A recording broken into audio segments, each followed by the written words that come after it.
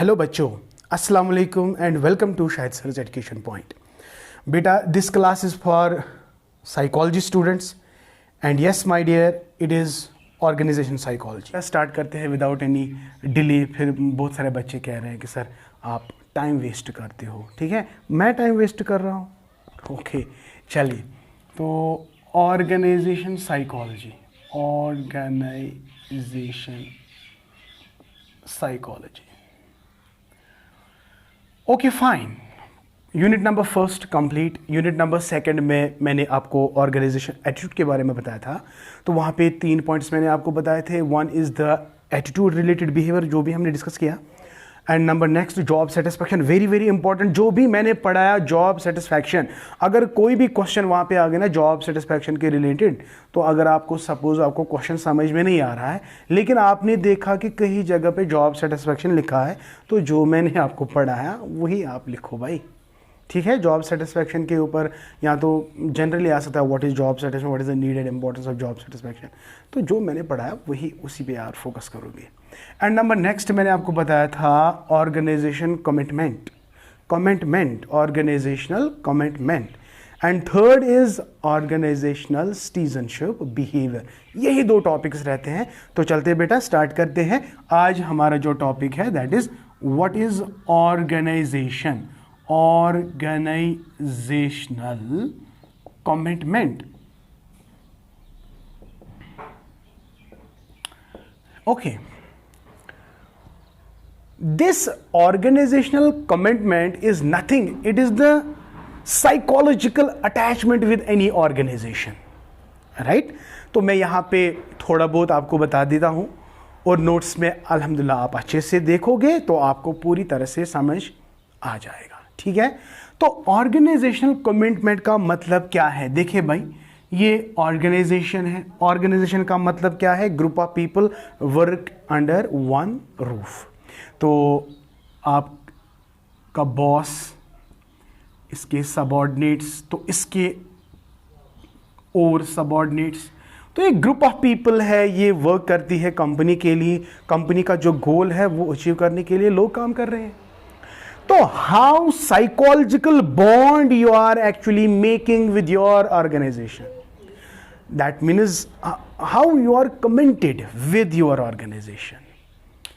इससे क्या होगा? Once the bond is formed, my dear, once psychologically you have a very good interest, you are highly attached with your organization, सच बोलो आपकी work performance कैसे रहेगी? बहुत बढ़िया। तो your work, you will work in the company very nicely. तो आपको एक प्रोडक्टिव मेंबर की तरह देखा जाएगा। यानी जब आप if you are psychologically fit, you are psychologically very much interested in any organization, तो definitely surely you will work more interestingly, तो you will work with a motivation। ठीक है, and not only this, आपके under जितने भी लोग काम कर रहे हैं उनको भी आप अपने साथ काम करने में मुलविस करोगे या काम करने में इन्वॉल्व करोगे। तो ऑर्गेनाइजेशन कमिटमेंट से आपके अंदर डिसीजन पावर्स बढ़ जाते हैं, कम्युनिकेशन स्किल्स बढ़ जाते हैं। तो how competent you are when you deal with any type of organization. Okay, तो क्या अब आपने सीखा ऑर्गेनाइजेशन कमिटमेंट का मतलब क्या है?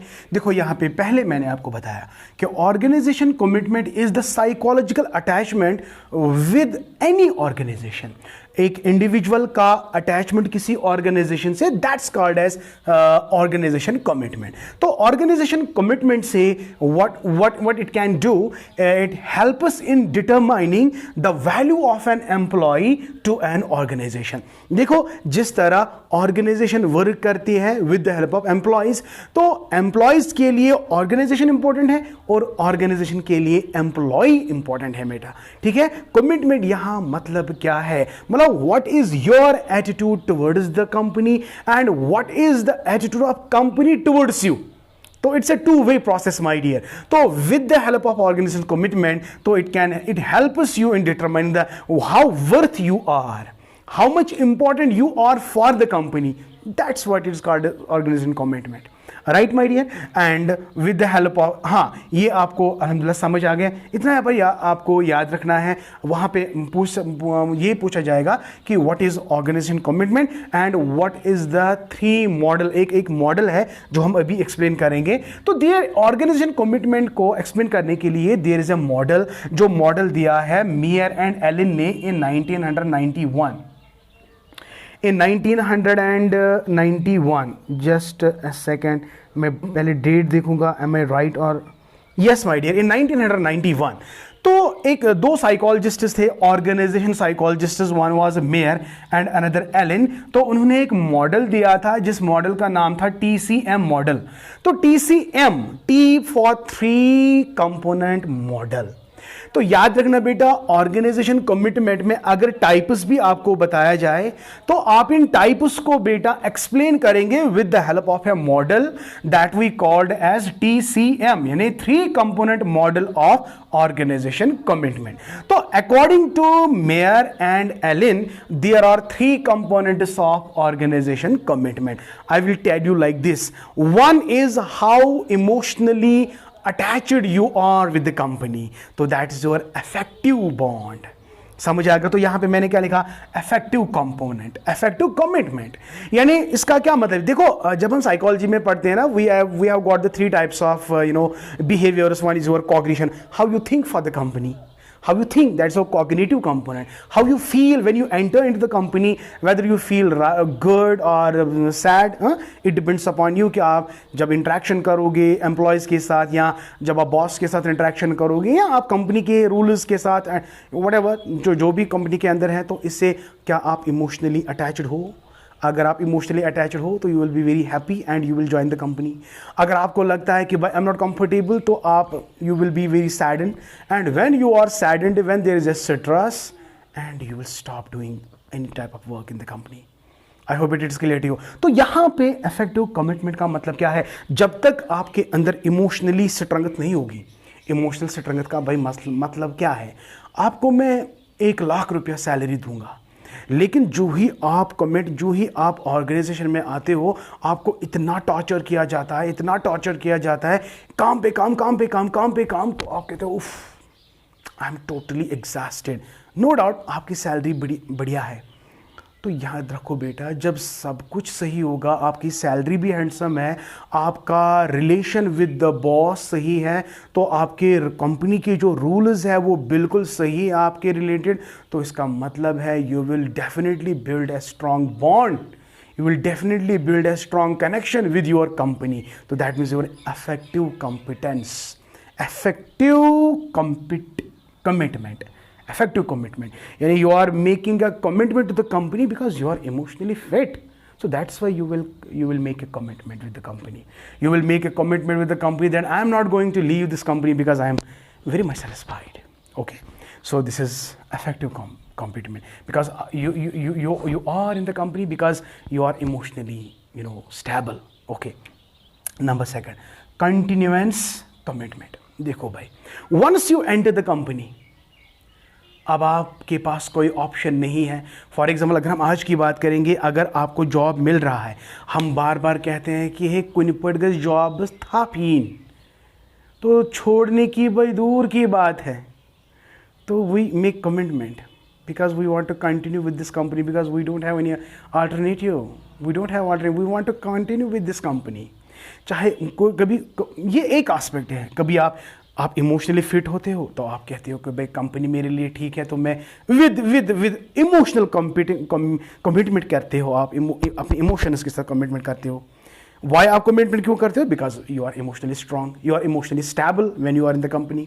अगर आप इमोशनली स्टेबल नहीं होते कंपनी में, तो you would have lost your job, तो आपने अपनी जॉब को छोड़ा होता। बट आपके इमोशंस बिल्कुल स्टेबल है when you are in the company, तो that's why you want to have the job.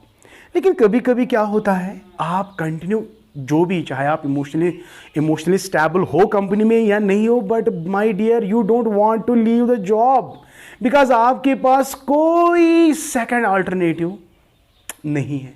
तो because you don't have the second alternative, तो यू अगर कोई भी सर्कमस्टेंस क्यों ना हो कंपनी में, आपका बॉस रूड बिहेवियर दिखाता है, आपको टाइम पे प्रमोशन नहीं मिल रहा है, आपका काम वर्कलोड ज़्यादा है, but still then you make a commitment with your organization because you don't have the choice. अगर आप इस कंपनी को छोड़ना चाहते हो कि भाई आप तब कंपनी को छोड़ोगे ना जब आपको कोई चॉइस, दूसरी चॉइस दी जाएगी, तो अब मैं इसमें जाना चाहता हूँ। But when you don't have the choice then my dear you have only one choice, that is you have to commitment. But what is that commitment? That is continuous commitment. I want to work because I don't have, मे कह चारे M बगर बह कर काम, चाहे चे खबर कूत प्रेशर आसी, हाँ, मगर मे एम बगर चारे क्या बह कर काम। तो वो आव तो असल पे समझ के कशर पे वो ना मैं। चलिए, number second is normative. Number second normative, या फॉर एग्जांपल आपके मोहल्ले में ये बात पता चली कि फलानी बंदे का बेटा ऑफिसर बन गया, तो अब आप एक culturally you are bound now, लोगों को पता चल गया भाई ये ऑफिसर बन गया, या कशर पे वो मुलाजिम हज लोग, हो मिस लज पाई, ये मिस लज पाई, ये मिस मुलाजिम हज लोग। अब अगर कंपनी के अंदर आपको अनटवर्डनेस होती है या बहुत सारे प्रॉब्लम्स होते हैं, आप जॉब को छोड़ना चाहते हो, लेकिन साथ ही में सोचते हो अगर मैंने जॉब छोड़ा भाई हमसा तुलने में था, because you will feel guilt, तो बिकॉज ऑफ दिस गिल्ट तो you don't want to leave that very company, तो आप कमिटमेंट करते हो because this rule, that's normative commitment. You एक आई होप बेटा आपको ये अच्छी तरह से समझ आ गया। तो these are my dear 3 types of commitments जो हम करते हैं जब हम किसी कंपनी में जॉब ढूंढने के लिए जाते हैं, जब कंपनी में ज्वाइन करते हैं या किसी भी कंपनी में काम करते हैं। तो यह अब समझ आया। तो व्हाट वी हैव रेड, हमने आज डिस्कस किया ऑर्गेनाइजेशन कमिटमेंट। ऑर्गेनाइजेशन कमिटमेंट इतना ही भाई याद रखो, it's a psychological attachment with organization. So with the help of commitment you will get the help how valued person you are in the company. तो कैसे पता चलेगा? ये तब पता चलेगा कि जब आप में उतनी ज़्यादा पोटेंशियल है, जब आप अच्छी तरह से कंपनी में काम करोगे तो ऑटोमेटिकली कंपनी आपको एक वैल्यूबल पर्सन करार देती है, ठीक है। और उसके बाद हमने पढ़ा कि व्हाट इज़ अ मॉडल। तो TCM मॉडल हमने पढ़ा, TCM 3 कंपोनेंट मॉडल, जिसमें इफेक्टिव, कंटिन्यूअस एंड नॉर्मेटिव, इसके एग्जांपल्स मैंने ऑलरेडी आपको दिए। Go through my notes and have this question, you will definitely enjoy. Thank you, may Allah bless you and keep always learning.